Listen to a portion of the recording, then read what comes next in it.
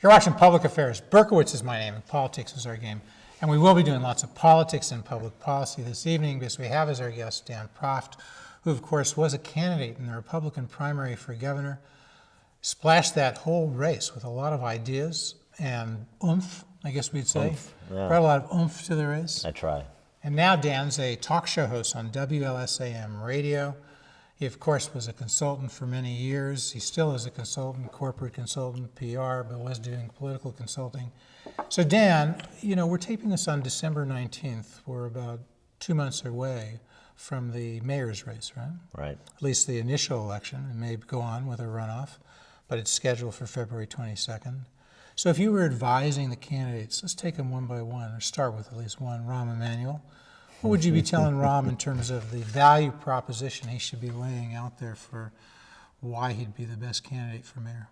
Well, I mean, I think Rahm has actually done a pretty good job, even though I find him fairly repugnant, and I think he would probably be the worst possible mayor of the field, actually the field of serious candidates at least. But I think the value proposition that Rahm has put out there, with a lot of help from a compliant Chicago media to this point, is he's a guy who gets things done. And to the exclusion of describing what some of those things may or may not be, whether they're positive or negative. But the idea of kind of here's a guy who knows how the game is played, and he can get things done for a city that needs to get some things done for itself if it's going to bring itself back from financial collapse.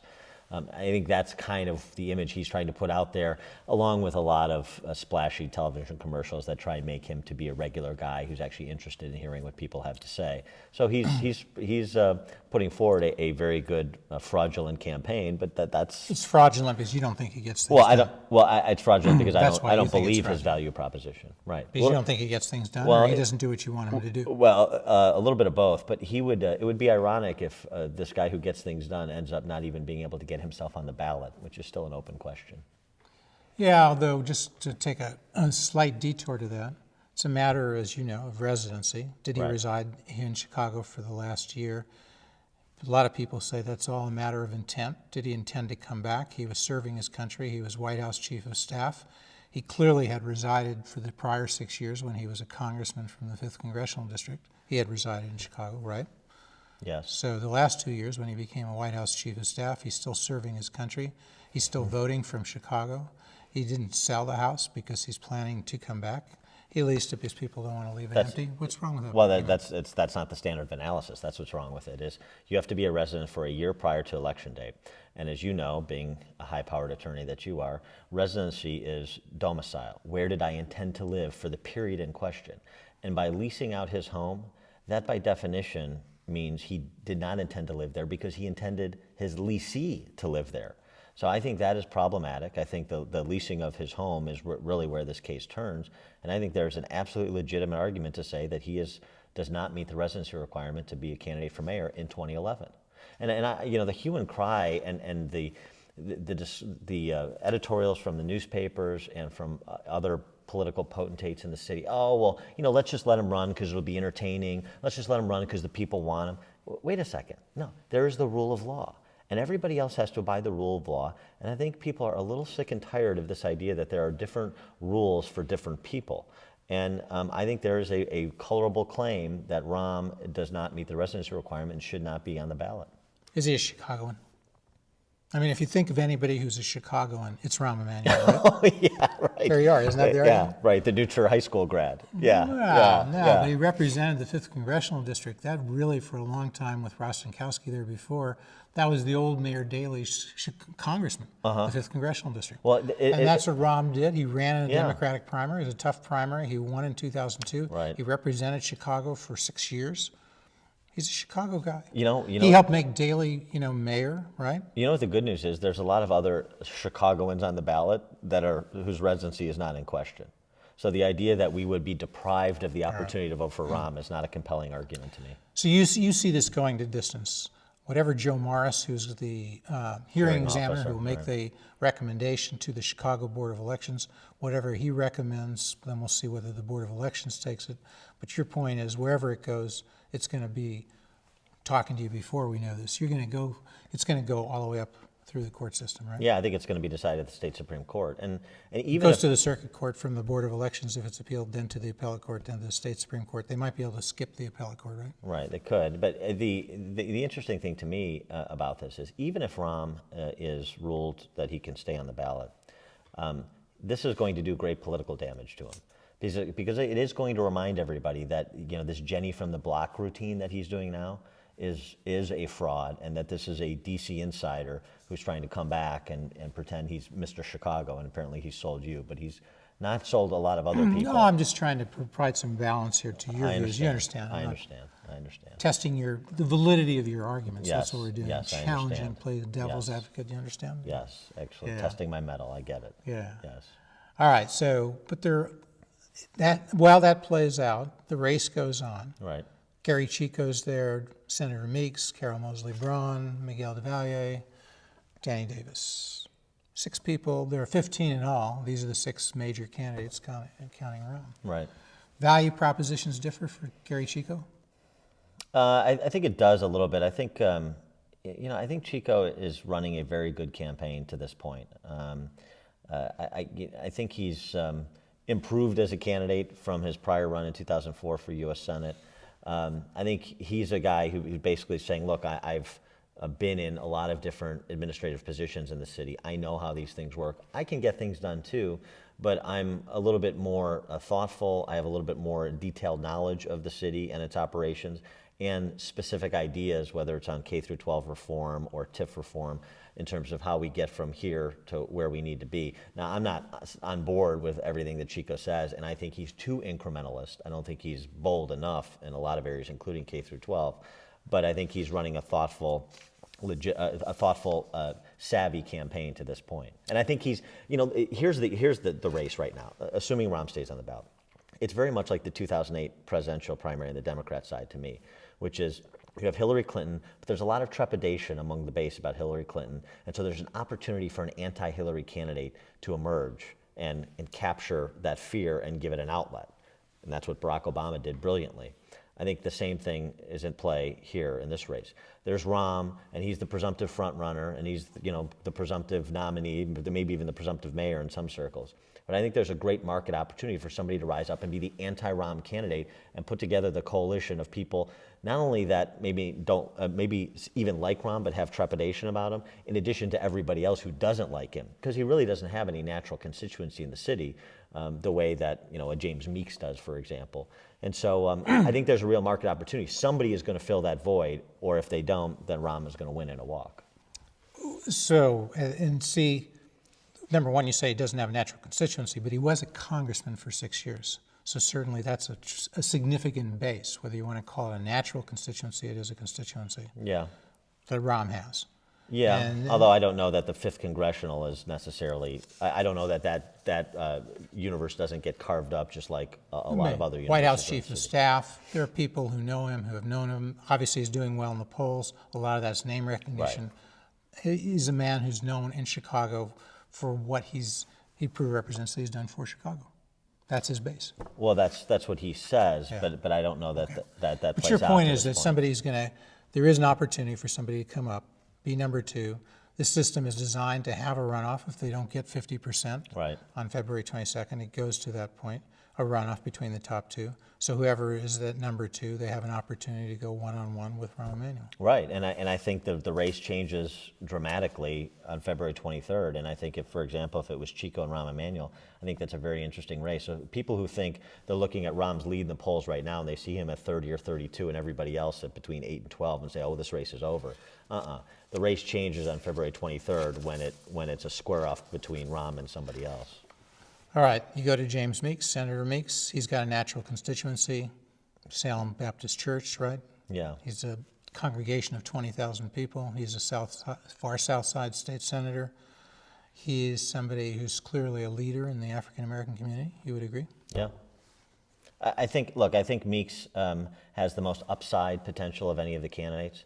I think he's done himself great damage recently by some of the statements he made, playing racial politics in a way that was, number one, not intelligent, was, number two, not substantively correct, and really completely unnecessary. I mean, here's somebody who starts from a base of the kind of the churched black community. And I think he has great power in that community. But his challenge is to transcend that community and have broader appeal.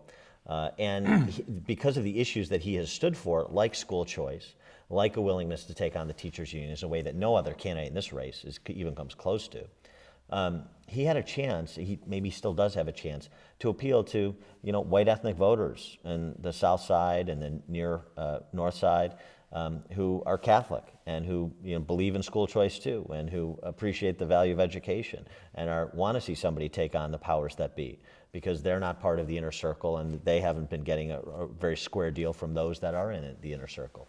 So Meeks had a chance to champion those underdogs and champion some of those issues that I think could have resonance across racial lines. I still think he has that opportunity, but he needs to communicate a lot better, and he needs to stop playing racial politics if he wants to consummate that opportunity that's there for him. Well, he's got competition for the African-American vote. Number Yeah. one, just from people who are competing, crossover votes. Kerry Chico says he's competing for all votes, obviously including the African-American community. But specifically, there's Carol Moseley Braun there, who's been very popular. Obviously, she was U.S. Senator here in Illinois from Right. 1992 to 1998. So he's competing with her specifically in the African-American community, and he's competing with Congressman Danny Davis, who's been congressman for, 14 years, county board member. So Meeks is trying to compete with that, and you're saying, but he also has to keep his eye on, if he does get in the runoff, he's going to need crossover vote. Well, to win that's that it. runoff. That's it. I mean, he has to. Whoever finishes second in the runoff has to be able to put together the enemy of my enemy is my friend coalition against Rahm. That's the only way home. And right now, frankly, Rahm is beating all the candidates across every racial and every other demographic. So Kerry Chico, I think, is positioned best because of what you just described: Davis, Braun, and Meeks splitting the black vote. Chico has a chance, I think, to pull enough disparate elements together to maybe get to 20% and be the clear second choice. But if Chico doesn't pop, then it becomes the black candidate sweepstakes. And whoever Braun, Davis, Meeks does best of those three could position themselves in second place. But again, you need to kind of get to second without eliminating your possibility to be first after February 23rd. And that's why I was mentioning that I think Meeks needs to be very specific and very calculated and measured in the way he communicates when he's introducing himself to a whole swath of Chicagoans who may not have followed him very closely, may not know much about him, and may have a little bit of a fear about a black preacher from the South Side as mayor of Chicago. I mean, he needs to clear those hurdles. All right, so we're not going to spend the whole show on the mayor's race. We're going to spend some time on some state issues, some national issues. It's all coming up. But as you look at this now, and you look, Miguel del Valle got a shot, Hispanic. Is he competing? Chico says again he's not a member. He's obviously competing for the Hispanic vote. His father was Mexican, so he's gotten into that community. He is a part of that. That's a part of his base. But is he competing with Miguel del Valle for that? Does del Valle have a shot? I don't think del Valle has a shot. I think he's an honorable person, but I don't think he has a shot. I think del Valle voters ultimately would more likely go to Kerry Chico. So to the extent that he got out of the race, I think it would help Chico. That may still be a possibility. But I don't think del Valle is going to have the resources to compete. Danny Davis. Danny Davis isn't running much of a campaign, but he never really has. So I don't know that that's new. Davis is surviving right now in his name ID and his popularity, particularly among West Side African American community. Is that enough to get him to 15%? I tend to doubt it. Well, now a lot of people say the major issue is education. They talk about jobs, they talk about public safety, but for the mayor's race, they say it's education. So if we slide over to that, it's an interesting race in which you've got 6 major candidates, 2 of whom favor school vouchers, school choice. You've mentioned already Senator Meeks, who actually had legislation proposed that passed the state Senate, didn't pass the House, to focus on school vouchers, at least for the bottom 5 to 10% of performing schools in terms of how the kids are doing in those schools. So you give school choice, school vouchers to those kids. Kerry Chico also has a proposal to give school vouchers as a part of his education plan. 50,000, right? 50,000 students. Right. So are we going to hear that in the mayor's race? Is that going to be highlighted, school vouchers, school choice? Obviously, a few of the other candidates don't support that. Or is that issue just going to somehow not make it to the top here? Well, I think education. I mean, I think it is going to be. Education is, but is school voucher, school choice? Well, I think it is to the extent that Chico or Meeks get into the runoff, and I think it's likely that it will be one of those two in the runoff against Rahm. And I think there'll be an opportunity for either one of those candidates to distinguish themselves from Rahm based on that issue. Rahm, race to the top at the local level, which is just another way of saying more money for schools and just propagating the same dysfunctional system we have now. For charter schools, would you say? What's that? Rahm Emanuel is for charter schools? Yeah, but charter schools, that's not enough. I mean, and it's not real system change like is required. So I think Chico and Meeks will have that opportunity. And I think that expanded school choice is going to be part of the conversation, because the bottom line is we see what's working. And parents see what's working, and parents see other parents who have opportunities for their children that they don't have. And they want to know, well, why can't my child have that same opportunity? So the more families that get access to choice, the more demand there is going to be for choice. And that is going to be something that the politicians are not going to be able to ignore. So I'm very optimistic about the long-term viability of seeing at least in a gradual level, expanded school choice beyond charter schools, but to actual real school choice, opportunity scholarships school choice in the city of Chicago. And in your view, the evidence is overwhelming that it's working, because you hear people say, school voucher, school choice, a lot of studies, they don't find it overwhelming. It's not my view. It's just that the overwhelming, the preponderance of the evidence is clear, whether it's Milwaukee for 20 years or Cleveland, even though that school choice program has only been really in full effect in 5 years. What you've seen in Florida, other places. I mean, the evidence is overwhelming. The teachers' unions don't have a leg to stand on. Everybody knows it. It's just, who are the politicians that are going to show the intestinal fortitude, the political courage to stand up to them and speak what they know to be true? Because if you look at this issue at all, the answers are very, very obvious. And it's not that school choice is a panacea. There are other issues that need to be dealt with: teacher tenure reform, eliminating the right to strike, firing bad teachers, getting them out of the system, the small percentage of teachers that are not getting the job done, and the disproportionate negative effect they have on the intellectual development of students. So I don't want to put school choice out there as a silver bullet that will answer everyone's prayers, but it is no doubt that it is central to any serious, comprehensive reform of the way we educate children in this city, this state, this country. So segueing over to the state issues, because you mentioned other types of reform in addition to school voucher, school choice. There is this group called Stand for Children, Oregon-based reform group that has come into Illinois, has contributed to a bunch of Democrats in the last campaign, and now is said to be pushing very hard on the tenure issue. And there's hearings going on. A lot of people aren't focusing on this in the State House, right?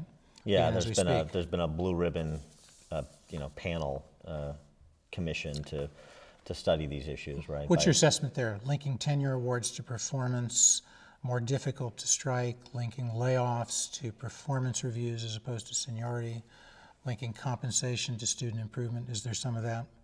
Yeah. I mean, I think that anything that kind of moves the flag down that path to more accountability in the system for teachers and administrators, as well as more choice for parents, which really is the best accountability measure. Where will parents choose to send their kids? Is good. I think that some of what's being talked about now is very incremental, and it still is running into fierce teacher union opposition, to no one's surprise. I'm not. You can consider me in the cynical camp when it comes to blue ribbon commissions impaneled by House Democrats to finally look at K through 12 reform and what they really will or will not do. That teacher tenure reform needs to be much more substantial. The right to strike shouldn't be just pared down. It should be eliminated altogether, like 37 other states that don't allow their teachers to strike, just as we don't allow police or fire to strike. Is it... So you take away the right to strike completely from teachers' unions? Yes. Or all unions? All public sector unions? All public sector unions, yes. And the rationale would be? The rationale would be that they should be at-will employees just as non-union employees. And I don't believe that they should have that leverage to seize up a system over compensation and other, over a contract dispute. Essentially, I just don't. That is not leverage that any public sector union should have at taxpayers' expense when they're being paid to do a job funded by taxpayers. No, I don't think So you see that different as the private sector because of the taxpayer funding. that's right. It's a different story. Do you think that'll happen in Illinois, that they'll take away the right to strike from public sector unions? I doubt it, not with the administration we have now, where you've got Chicago Democrats in control of every branch of government like it has been for the last decade. We've seen what's happened. Public sector unions have increased in their power and expense, by the way, not decreased. And certainly Pat Quinn wouldn't be governor without the public sector union, so I don't see him standing up and demanding reform in that area. Will the Republican Party, the state GOP, push for that? I don't know what they'll do. I hope they will. I'm not sure what the Republican Party's legislative agenda is in the House or the Senate. I think they need to come up with one. And I think that tackling the public sector unions straight away is part of that. The problem, of course, is that you have the public sector unions that have a lot of House and Senate Republicans beholden to them. They contribute a lot of money to Republicans too, including leadership. And I think until we, as Republicans, wean ourselves off the campaign cash from public sector unions, it's going to be very difficult to draw those distinctions so that people understand who's on which side in terms of the voters, as well as legislators find the strength to stand up and demand the kind of reforms that are really required to change the financial condition of the state. So, the argument on the outside appears to be, if you're an outsider, maybe you disagree with being an insider. You're an insider of sorts since you ran for governor of the state of Illinois. There's a $14 billion deficit. There's an issue of a tax increase that Governor Quinn ran on, 1%. Gives them maybe $1 billion, maybe more, depending on $1.5 billion, right? $1.5 billion. There's $6 billion in unpaid bills. The Republicans say they don't want to participate in any tax increase. They won't put any votes on that bill unless there's significant reform.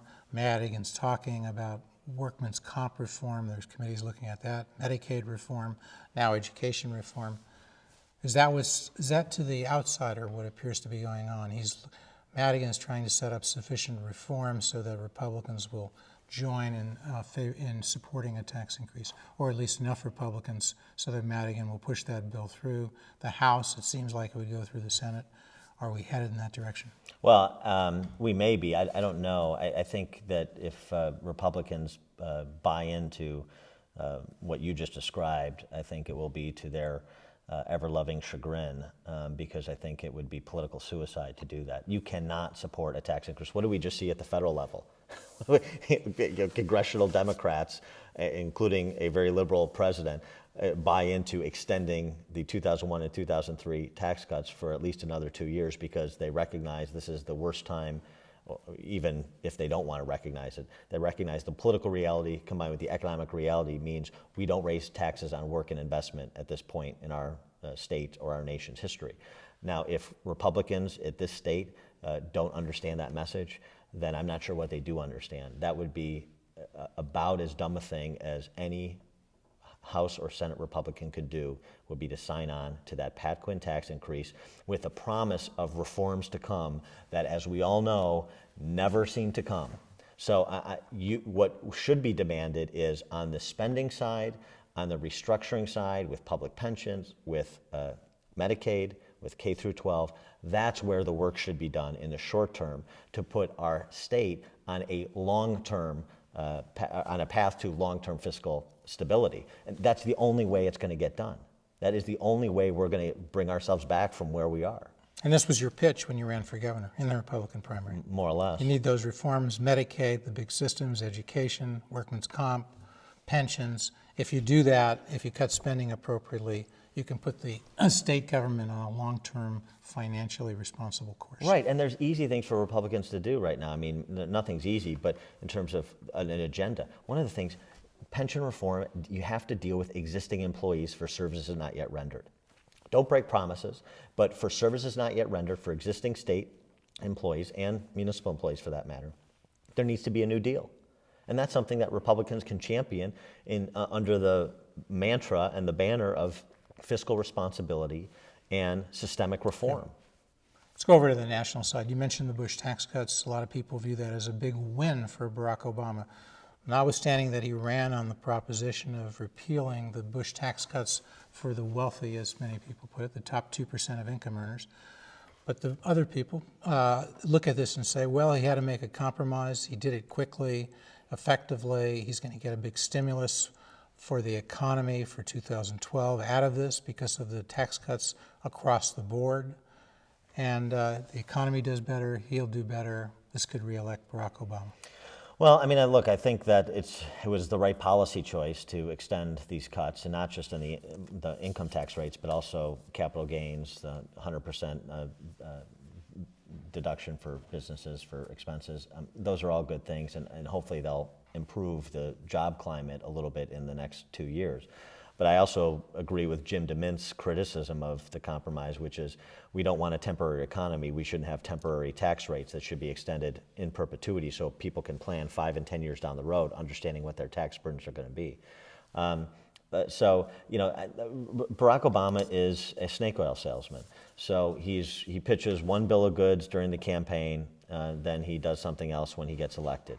He gets repudiated in November, so now he's pitching a new bill of goods. Now I'm a moderate, I'm a centrist, I'm moving to the middle. We got the message, and I'm going to compromise a little bit more. But there's still serious fights ahead. The Obamacare unraveling, particularly with the recent federal district court decision saying the individual mandate is unconstitutional. The entitlement reform proposals that are going to be forthcoming from congressional Republicans. So, you know, there is a long way to go with Barack Obama on this issue. All right, we will continue to speak as the credits roll, but we very much want to thank our guest, Dan Proft, who of course is a WLS AM radio talk show host. You can find him every Saturday morning from Saturday noonday, midday, from 12 o'clock to 2 o'clock p.m. on WLS AM radio. That's the Big 89, 890 AM. Right. He's also the chapter president for OperationHomefront.net. You can find that more about Operation Homefront at OperationHomefront.net/Illinois. Right, thank you. And that's, of course, an organization focused on helping active duty military, families of active duty military, handle a variety of problems that come up while they're serving. Provide emergency assistance to families who have a spouse deployed, right. All right, Dan, so you're saying that Obama's a snake oil salesman, but he passed major legislation, he passed healthcare legislation, he passed regulatory reform of the financial sector, passed a stimulus. People say there is a recovery. We'll see if it happens in 11 and 12. He is able to didn't pass the omnibus spending bill. He did get the compromise on the Bush tax cuts. He did get for his base, don't ask, don't tell, repealed, right? Right. I mean, so this is a guy who's passing major legislation. Yeah, but it's just, you know, you have to look at the details. Just passing major legislation that has largely been bad, and the You think don't ask, don't economy tell is reflected. is largely bad? Well, I'm talking about the fiscal No, but let's issues. take that down. Is that something that an idea has come? You know, this next generation, the current generation, they don't see this major problem with gays being in the military. I think there's two different arguments in the issue. I think there's the argument made by gay persons who were discharged from the military who served their country honorably and show every indication that they would.